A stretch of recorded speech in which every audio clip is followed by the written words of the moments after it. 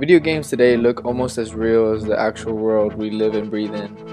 With everything from realistic lighting effects to particle physics, games bring us to other universes without us realizing we left this world in the first place. But it wasn't always this cool looking. It took innovative people with a lot of passion and hard work to make video games what they are today. Going back to the late 1950s, we revealed the first video game ever made, which was Tennis for Two. Its creator was an electrical engineer. He not only made the first video game, but helped with the development of the atomic bomb. His name was William Higginbotham. The next game was Space Wars, and it tapped into the power of the supercomputer at MIT in 1961. Its creator was a student by the name of Steve Russell. The student's game became so popular it spread throughout campuses in the US on an early version of the internet. Up until now, computers weren't strong enough to process information the way computers do today. In order to even play the first two video games, you needed a supercomputer or a lot of equipment. It wasn't until the invention of the microprocessor that video games took off in the right direction. Magnavox presents Odyssey, the electronic game of the future. Odyssey easily attaches to any brand TV, black and white or color, to create a closed-circuit electronic playground. Odyssey, a new dimension for your television, now at your Magnavox dealer. He's listed in the yellow pages.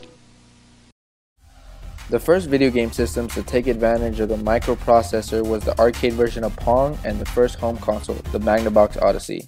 The Magnavox Odyssey was developed by two men named Ralph Baer and Bill Harrison, and the game consisted of 3 boxes, 2 of which acted as paddles, with the last box acting as a ball which bounced back and forth between them.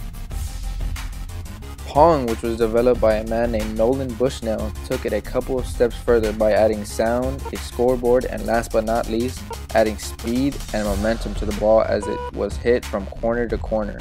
The result was a much more fun and competitive experience. Later, Nolan went on to found Atari, which then produced a home version of Pong. Magnavox retaliated with a lawsuit and claimed Pong copied the Magnavox Odyssey. After winning in court, Atari gave Magnavox $1 million in a settlement, which was nothing for Atari at the time. Atari brushed off its shoulders and got ready for its next big project. Out here we entertain ourselves at home, so we got an Atari video game. There's so many different games to play. We especially like Space Invaders, zapping those little devils from outer space. It's fun, but personally I think the whole idea of creatures from outer space is a little far-fetched.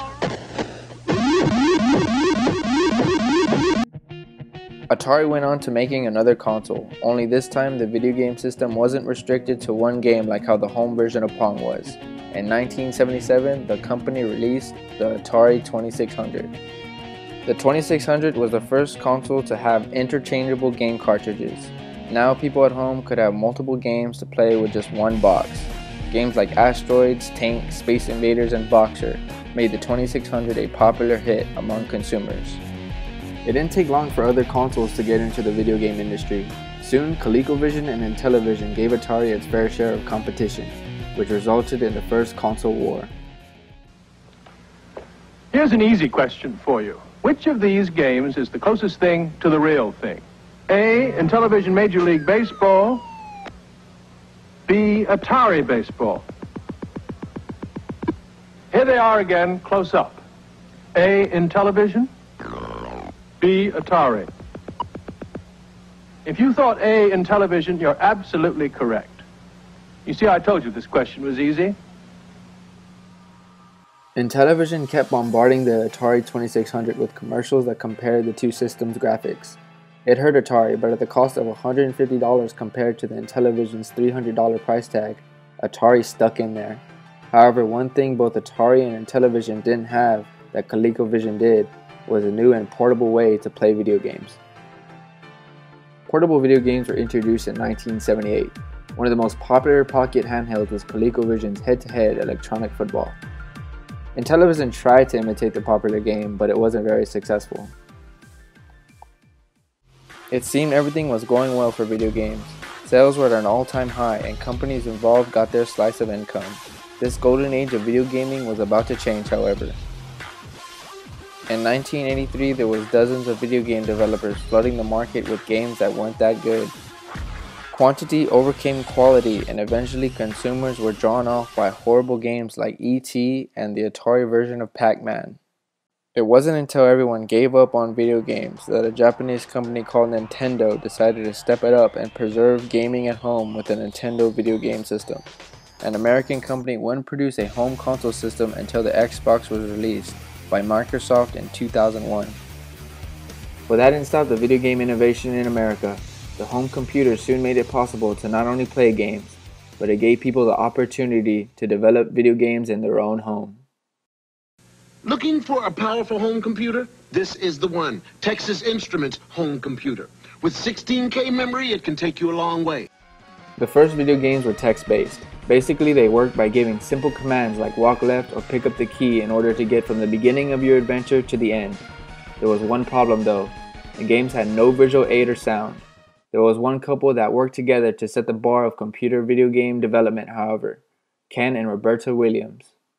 As soon as Roberta played her first video game, she was so hooked that she decided to make her own. Her first video game was Mystery House in 1980. She not only designed video games, but with the help of her husband's technical skills in computer programming, improved text-based games by adding images, more colors, and sound to them.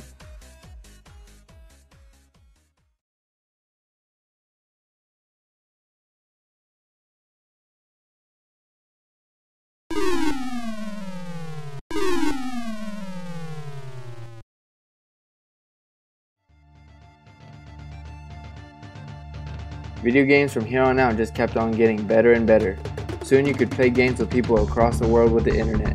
The graphics continued to improve, and the video game industry would soon topple even the movie industry in sales.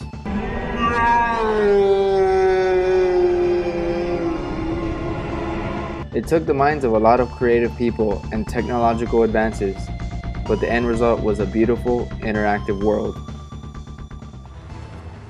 This should be on the show World's Most Dangerous Roads. Oh shit, no! Oh no! Oh my god!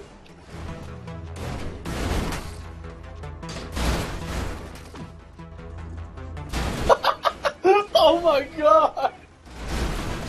Oh my god! Jesus!